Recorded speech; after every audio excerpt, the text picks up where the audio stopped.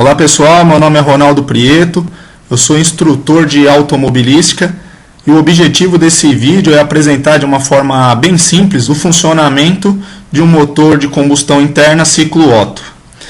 Motor de combustão interna nada mais é que uma máquina que transforma a energia química de um combustível em energia térmica através da queima desse combustível, que posteriormente será convertida em energia mecânica através do movimento rotativo da árvore de manivelas, como vocês podem observar aqui.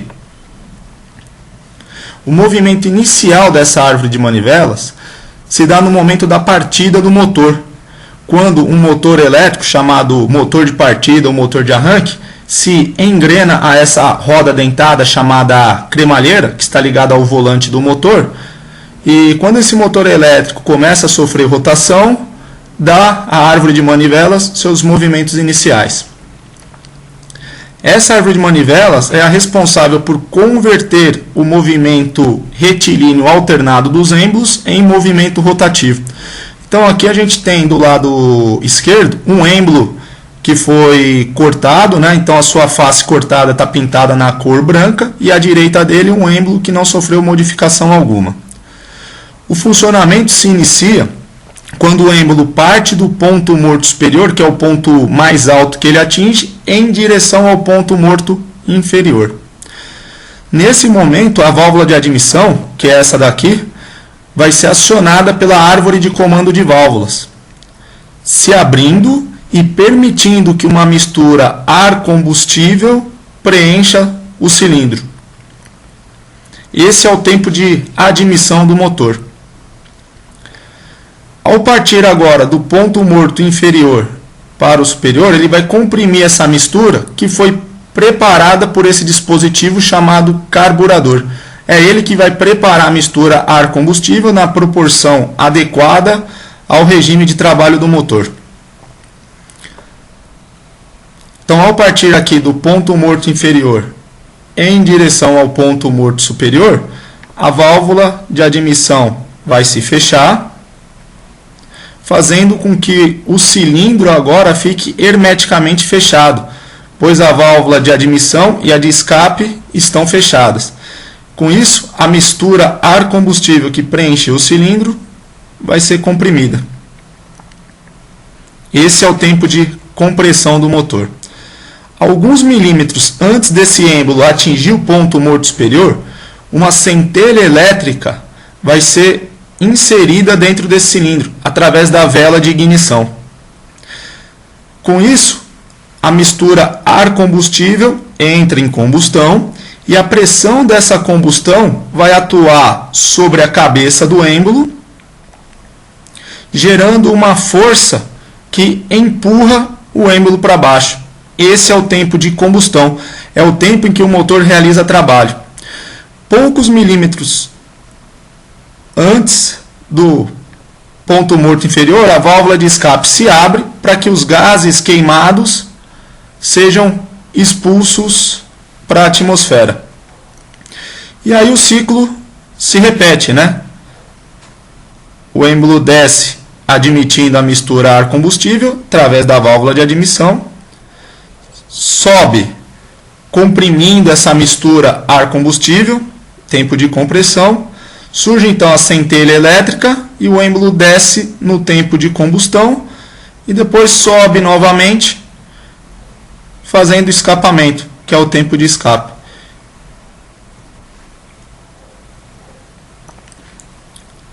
Admissão, compressão, combustão e escapamento. Então o ciclo é algo repetitivo. Os responsáveis por acionar as válvulas são os cames da árvore de comando de válvulas, esses ressaltos que vocês estão vendo. São eles os responsáveis por determinar o momento de abertura das válvulas, o quanto as válvulas vão se abrir e por quanto tempo permanecerão abertas. Essa árvore de comando de válvulas deve estar perfeitamente sincronizada com a árvore de manivelas. Caso contrário, esse motor não funcionaria ou teria um funcionamento irregular. Nesse caso, é essa correia dentada que faz o sincronismo mecânico entre a árvore de comando de válvulas e a árvore de manivelas. o sistema de ignição também tem que estar sincronizado com a árvore de manivelas e com o comando de válvulas. Então a alta tensão é gerada na bobina de ignição, que nada mais é que um transformador de baixa tensão para alta tensão.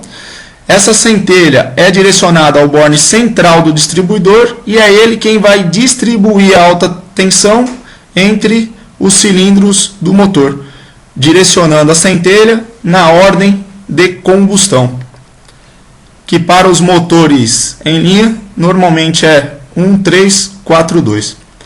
Para lubrificar, nós temos aqui um reservatório de óleo.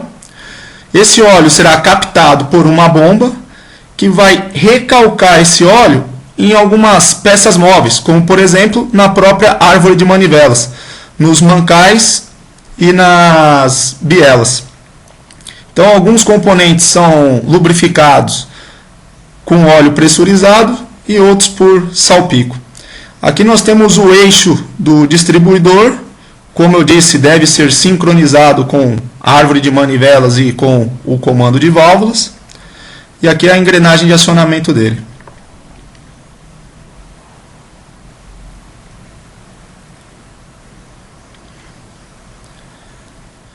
Você deve estar se perguntando agora como que essa mistura ar-combustível entra dentro do cilindro e como os gases queimados são direcionados para fora desse cilindro. Vamos dar uma olhada como isso acontece. Como havia dito, a mistura ar-combustível é preparada por esse dispositivo chamado carburador. Assim que o êmbolo se desloca do ponto morto superior para o inferior no tempo de admissão, ele desocupa um espaço e a pressão atmosférica vai se encarregar de empurrar o ar atmosférico para dentro desse espaço. O ar então passa por dentro do carburador e arrasta o combustível. E essa mistura é canalizada até as válvulas de admissão pelo coletor de admissão. Esse é o coletor de escape.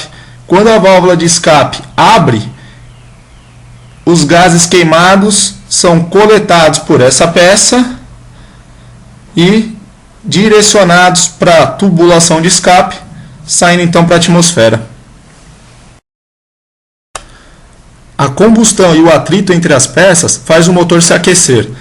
A temperatura deve ser controlada, porque senão as peças se dilatam muito e acaba havendo engripamento. Essa é a bomba d'água que vai ser acionada pela correia dos acessórios.